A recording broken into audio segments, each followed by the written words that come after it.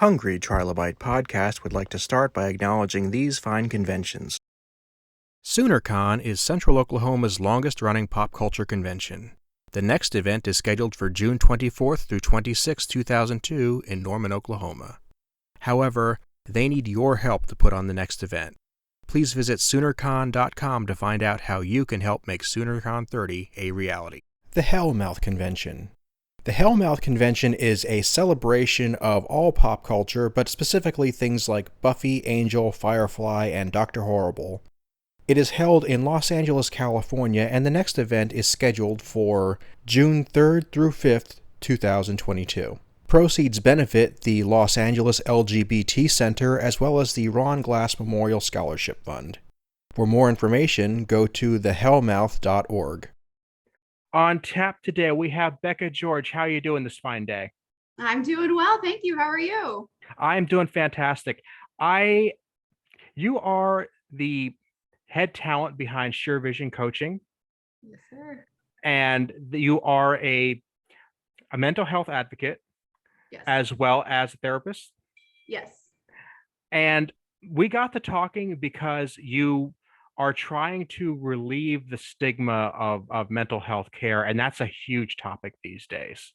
It is. Yes, it's definitely a huge topic because there is still a stigma, and you would think that by now we would be over that, right? And it is still such a huge problem. It is, and it's interfering with people's lives. It's interfering with their work, with their families in ways we don't even really realize it yet. Absolutely. And especially after 2020 and 2021, I say before I had a caseload of about 80% of people were doing okay and 20% of people are struggling. And now I would say it's about the other way around. 80% of people are struggling and 20% are not doing well. And they still feel like they can't communicate that they're struggling with people around them because they still are afraid of what people are going to say. They're still feeling like they're struggling and they can't communicate that to their loved ones, whether it's their spouses, even the people that are closest to them because of the stigma. And so that is where my passion comes from. So if we're in a situation like we've been in for the past 2 years, where we have multiple things externally stressing us, and we still can't talk about it, even acknowledging that everybody is in this horrible situation, everybody's feeling stresses they've never even known existed 2 years ago. What does that say about us? I think that it just says that people are not aware enough, right? People aren't aware enough. People aren't asking themselves the right questions. People aren't asking each other the right questions, and that we're numbing ourselves with things that we shouldn't be numbing ourselves with. People come home at night and they want to numb themselves with Netflix. They want to numb themselves with alcohol. They want to numb themselves with all of these things so that they don't have to face whatever the problem is. So it's like we're not asking ourselves the right questions. We're not asking each other the right questions. And then we want to pretend that what somebody else's problem is greater than our own, when really it's because we're just not looking at ourselves to ask ourselves the right question. And what are the right questions? So one question I like to ask myself is, what am I feeling? And I think that that's a question that a lot of us are not asking. What am I feeling? What is the real feeling?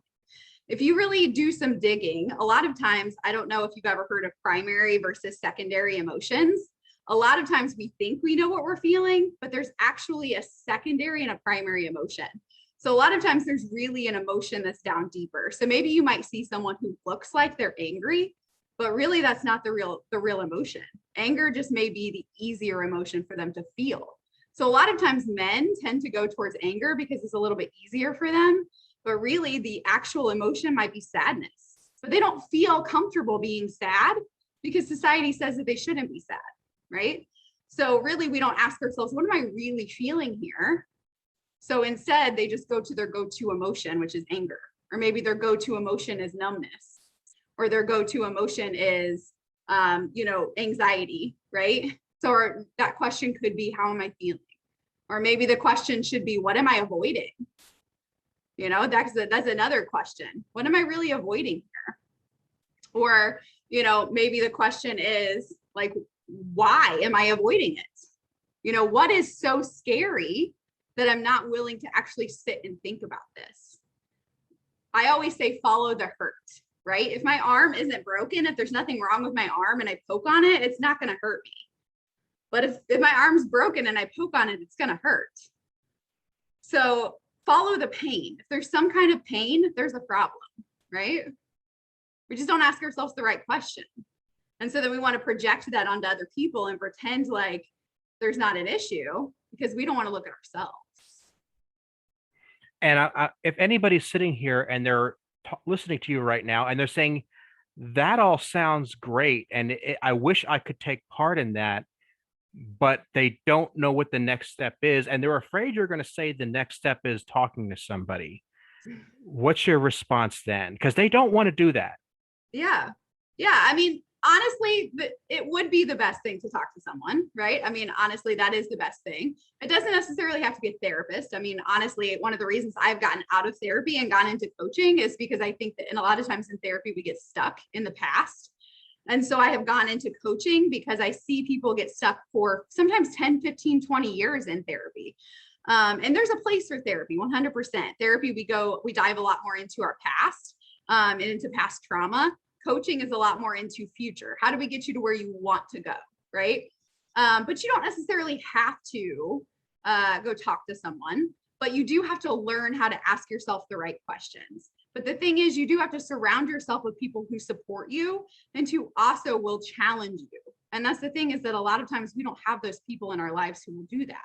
Because a lot of times we also have people in our lives who don't ask themselves the right questions, right? Because we just don't know how to. So a lot of times we do need to find somebody who can ask those questions. So the first thing is asking ourselves, why are we so afraid of getting someone in our lives who can challenge us, right? A lot of times it is because we were raised maybe by people who didn't understand coaching or therapy, right? Like maybe you grew up in a family where they said, what happened in the house stays in the house. That's something I hear all the time. Someone will come to me and they say, my parents told me that, you handle your problems, you pull yourself up by the bootstraps and you go and handle life, or we don't tell people what happens inside these four walls. That's our business. And of course, there's room for discretion. You don't have to go tell everybody your business, but, emotions are not weakness. It's not weakness to show emotion. It's okay to go to a safe place and get help with someone who's trained to help you.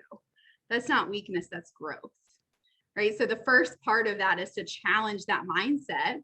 And a lot of times also the second part is, where are we getting our advice from? A lot of times we get our advice from people who are also themselves unhealthy. So a lot of times you will get advice from your parents who have unhealthy marriages on how to have a healthy marriage. You'll get advice from your mom who is ridden with anxiety on how to not be anxious, right? I'm not going to go take advice on how to have a healthy marriage from someone who's been divorced 18 times, So maybe also look at who you're taking advice from and then think about, why am I so nervous about getting some help in this area? That would be my first challenge to that person. So I'm hearing a distinction between a therapist and a coach, and I don't understand completely what the difference is. So I'm guessing maybe somebody listening might not either. Absolutely. Yeah, that's a great question. So a therapist and a coach, the main difference is the schooling. So I am able to do both. So a therapist has to have at least a master's degree in something clinical, right? So they either have to have a master's in clinical psychology, which I do, in a coaching field or in a counseling field of some sort, and they have to be licensed, right? So I'm a licensed mental health, right, therapist. So they would be able to diagnose. So I'm able to diagnose mental health related things, right? So if someone comes to see me and they want to do therapy with me, I can diagnose them with an actual mental health diagnosis, right? So I can say, hey, you have borderline personality disorder, or you have clinical anxiety, right? Or depression or something like that. So I may give a diagnosis. I'm going to dive more into their past trauma. We're going to talk about more of the past-based things and how that has impeded their growth for now. I'm going to create a treatment plan based on that, and it's going to be kind of more in depth. Now, a coach doesn't have that same type of education or clinical background. So it's not going to be, they're not going to get any kind of diagnosis, and you're not going to be trauma based. So you're not going to talk about, any kind of major trauma that happened in your life. And you're not going to get a diagnosis. It's not going to go through insurance. So this isn't something, coaching isn't something you can bill to your insurance. And they're probably not going to have the same kind of education. However, education, we all know, isn't necessarily synonymous with intellect, right? So that doesn't mean that there aren't some great coaches and that they're not amazing at what they do. It just means that it's not clinical. Okay. So coaching is going to be based more on the future. So it's going to be based more on how do we get you to a specific goal? Now, there's a lot of different niches. Okay. So you could have a coach that specifically is a relationship coach. So maybe this relationship coach is only based on how do we get you into a healthy relationship? Maybe there's a coach that is only on narcissistic relationships. So you're healing from a narcissistic relationship. Maybe there's a coach that is only on finances. So we're just coaching you in your finances. So there's very specific, niches when it comes to coaching. I am a coach in the spiritual realm, so specific to Christianity. So I really love to help people to find their purpose inside of the Christian world. So I work with both men and women, but I specifically love to work with women. But I work with both, just helping people to find their purpose and their calling and who God made them to be. And I also really love kind of incorporating the mental health world into the church. So helping, the church to realize and to drop the stigma that has been around mental health, right? So coaching is much more about how do we get you to your optimal self. So it's going to be a lot typically shorter. So when you work with me as a coach, I'm going to work with you for usually 3 to 6 months. Whereas as a therapist, because you're working with a lot more deeply rooted things, we're going to do probably at least a year together. So I hope that gives you a little bit more clarity as far as the difference. It does. And from what I'm hearing, if I'm somebody who hesitates to go to a therapist because I'm just very uncomfortable with the idea of somebody sitting me on a couch and forcing me to talk about possibly the worst moments of my life in excruciating detail, a coach might be a better alternative for me personally, because I'm going to be able to at least start that conversation knowing that I don't have to touch those things if I don't want to. Yes, you're probably not going to have to dig into your daddy issues. You're not going to have to dig into any kind of major abuse, right? You're not going to, in fact, you probably should not, unless they're trained in that. You should not have to do that. It's just going to be, here's where you are and here's where you want to be. Because the issue is so many people can stand there and say, I want to be here. You can create a vision board until you're blue in the face. But if you don't know how to get there, people just feel stagnant, right? That's why the average person quits their New Year's resolutions by January 17th, because they don't know how to get to where they want to be. And so that's where a coach comes in is, hey, let's make these pieces more tangible and more able to be done, so that you feel like you have the accountability, you have the clarity, and you have the confidence to be able to get those things done. So you know exactly what you're doing and how to do it. And you have somebody to come alongside of you to not only give you the confidence, but also the actual tangible tools to be able to get that done. And then someone that can check in with you. And then let's say maybe a little bit less often. So what I tend to do is I meet with them weekly, and then every 2 weeks, and then once a month. And then I'll do 6-month checkups with people to say, hey, is this something you still need? Is there other areas in your life where we need to be meeting? So that people still feel like, hey, I'm still getting this value, to make sure that I know where I'm going. Because if there's no vision, you are not going to be able to get where you want to go. And it's so easy to become complacent. But yes, it's 100% much easier as far as to kind of dip your toe in the water to where you want to go than to kind of lay yourself on a couch and tell yourself, tell those deepest, darkest secrets versus therapy.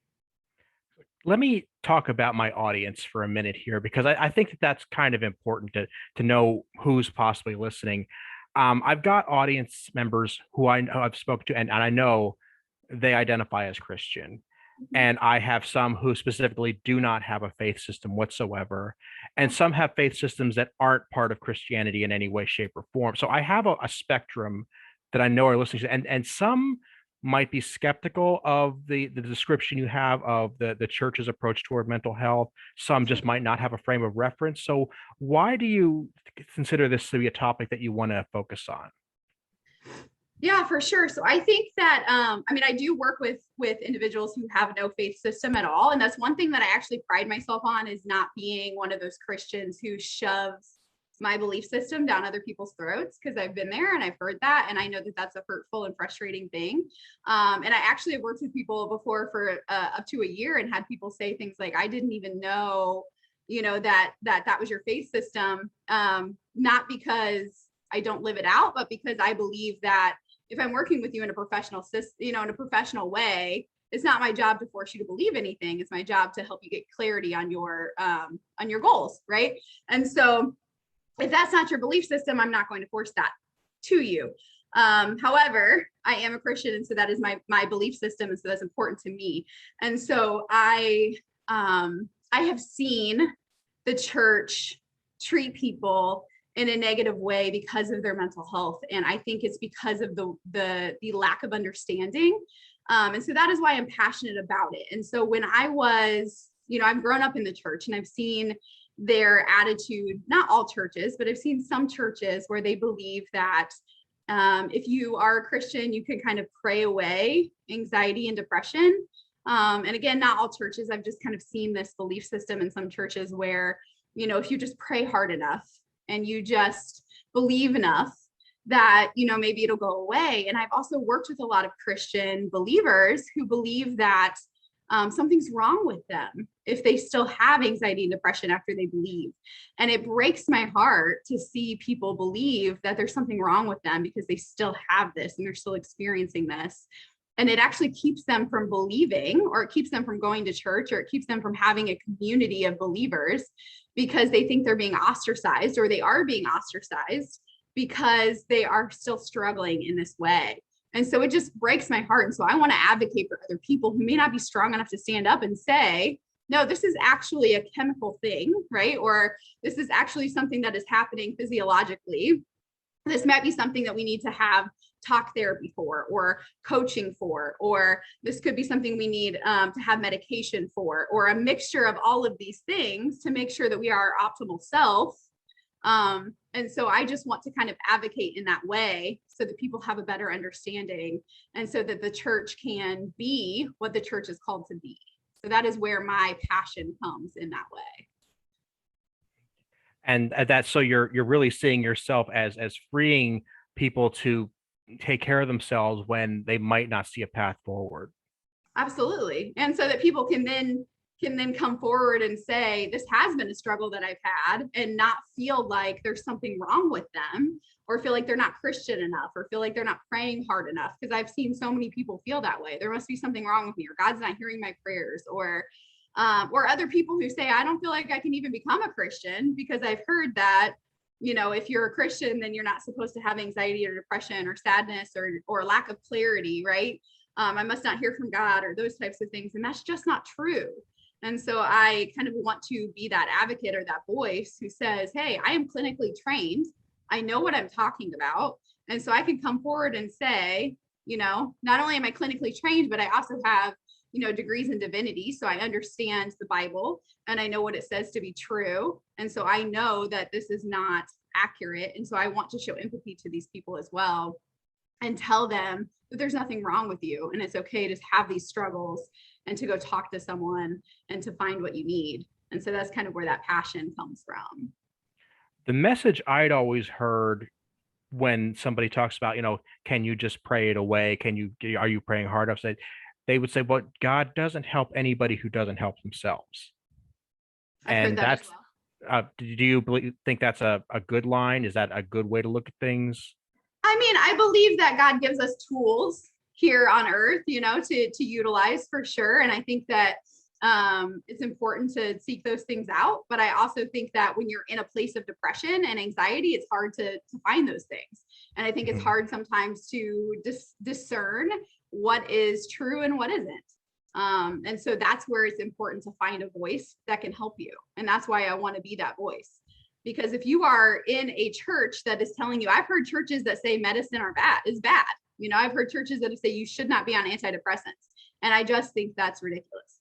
I just think that like there is a time and a place for antidepressants. If that's what you need and that is going to help save your life, then do that. I've also heard churches who have said, that therapy is not needed. I think that's absolutely ridiculous, and I've heard, and it's crazy. And then I've also like churches don't really believe in, there's a lot of churches that don't believe in coaching.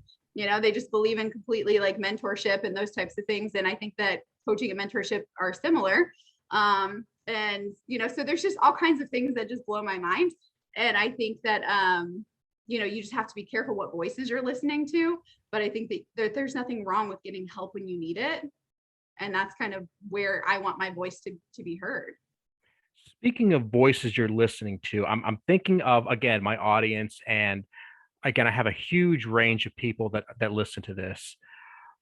And I know, again, a lot of them come from they're fans of science fiction, they're fans of gaming, they're fans of all sorts of genre fiction, which is broad in and of itself. But I've noticed a trend in that they're all very open about saying, I suffer from depression, I have PTSD, I have gender identity issues that I need help with. And I notice a courage in them that they really want to say, this is a problem and I need help. And I respect that. I think that's admirable. I'm just wondering if you could kind of, what makes for a background where you're comfortable saying these things? Where do these people find this that maybe the church examples you're thinking of are making it difficult?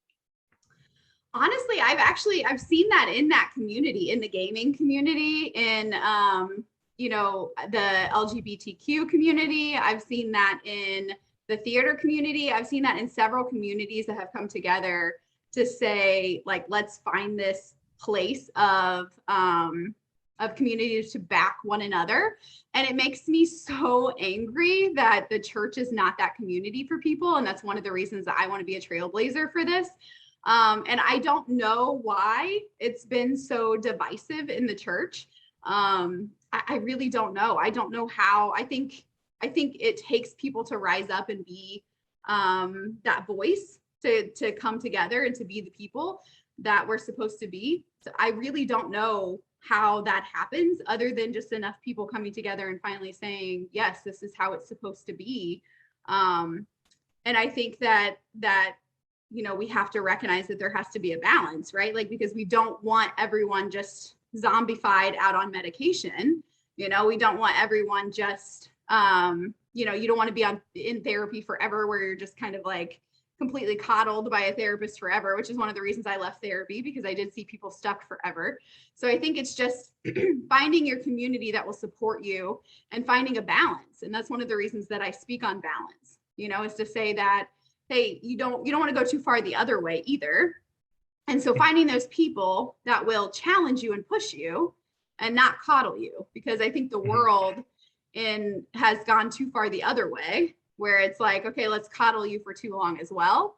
And so it's really hard to find that balance of, we want you to be safe and find what works for you and find a safe place to admit that you need help, find that perfect cocktail of what works for you between church and prayer and, medication and talk therapy and coaching and all of these things, but also pushing you towards greatness and betterness and goals and leveling up and making sure you're not complacent.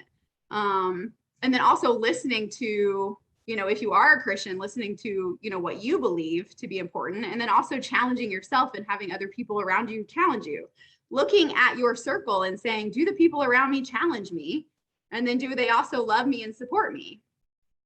But I honestly don't know how the church steps up to do that. But as far as how to find that group, I think you just look around and ask yourself, am I in that supportive and challenging area?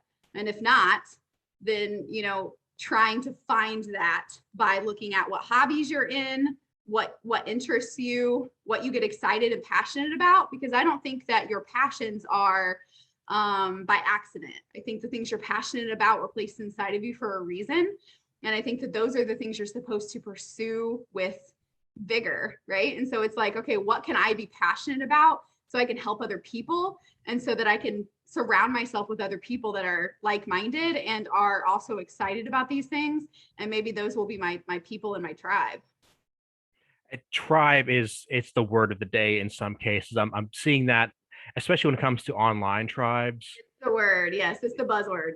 And there's so many people who have said something to the effect of, I don't have the support I need with the people I know face to face, but I get that support from the tribe I have on my social media feed or on this forum or in my gaming group. Yes. And I'm glad they find that. I think it's great that they those people are there and they know they're not alone in the world. But is there a weakness in not having those people face to face that they can see what's going on in your life? Is this a good thing, a bad thing?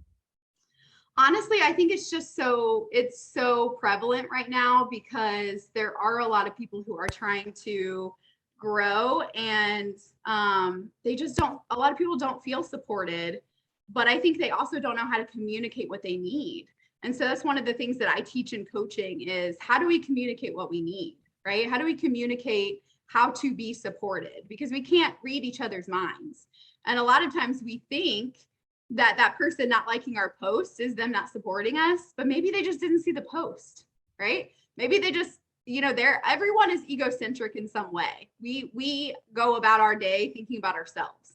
So maybe we give a speech and we think every person in the room is thinking how stupid we look, but probably they're thinking how stupid they look about whatever, right? And so because we are living our life, we think of it through our lens. And so the person probably thinks no one's supporting me because they aren't buying from me and they're not coming to my page and they're not doing these things. But maybe we haven't expressed, hey, this is what I need and this is how I need it. So one of the things that I teach and coach is how to communicate your needs to those around you so that you can understand, or so that they can understand what it is that you need from them, so that you can also then clarify, are they actually not giving me what I need? Am I not in a reciprocal relationship? Or is this just my perception? And then also ask yourself, am I giving them what they need? Because a lot of us aren't the friends that we want to have, right? We don't reach out to them. We don't like all their stuff. We don't comment on their posts all the time. We don't ask them how they're doing, right? So are you the friend that you want them to be, and the other way around? But yes, we absolutely cannot completely rely on online friends. We need, we're meant for connection. We're meant for community. We're not supposed to do this life alone. There absolutely are introverts, extroverts, ambiverts, right? Like there are all of those things. But we are supposed to be in connection with people. And so we have to be intentional to have that connectivity with people. But I do think we also have to have it in person as well. And it's good that we have that tribe online, and that's great, but we also need to, even if it's just one or two people, we have to find those people in person that we connect with and we feel supported with, but there has to be that communication. It's key. So right now I'm hearing the coach in you saying, if you are getting your support from somewhere, that's a good thing, but that can't be your end goal. That can't be the last thing that you rely on. Absolutely. And if that's where you're getting it, then ask yourself, what is lacking in my relationships? And the only place you can start is with yourself, because you cannot control other people. You cannot control what they do. You cannot control how they respond to you. You cannot control what kind of friend they are, but you can control yourself. So start looking at, when was the last time I reached out to people?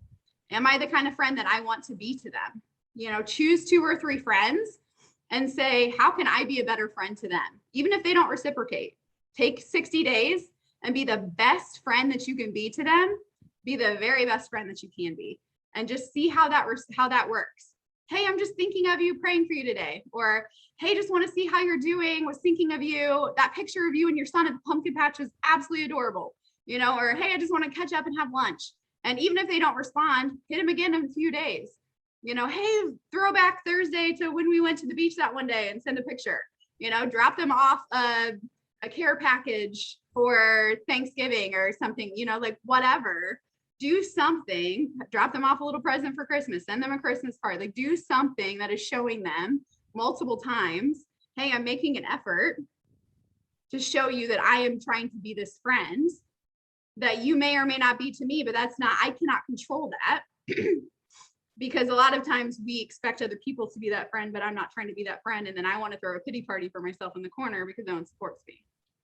Right. And that's the difference too, between coaching and therapy. Is with coaching, I can be a little bit more real to say like, hey, I'm not trying to hold your feelings as much as like, I'm trying to push you towards greatness. I want to make you the best version of yourself, which is a little bit harsher than therapy. So if somebody's listening to you right now, they might like what they're hearing, or they might at the very least think this sounds like it could be helpful. This sounds like somebody could benefit from this.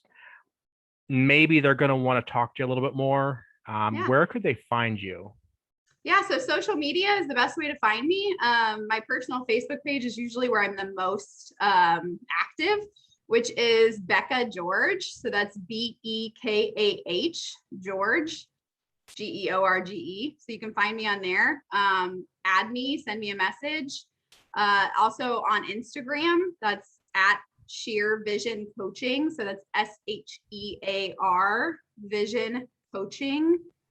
And then you can also send me an email, which is Bekah, Bekah at shearvisioncoaching.com. So any of those ways you can get in touch with me. And I will put all that in the show notes on my website, aaronbossig.com, give a direct path right to you. Now, maybe somebody wants to just reach out to you, ask a question, just get some clarification. That's perfectly fine. Absolutely. Yeah. I love making connections and talking to people. And maybe they'd want some coaching information, and geography is not a factor. They can have your coaching services from anywhere in the world. I do everything online. Awesome. In this kind of situation we're all in, that's beneficial for everybody. Absolutely. Well, Bekah, thank you so much for being here. I would love to have you back anytime. Thank you so much for having me. I appreciate you.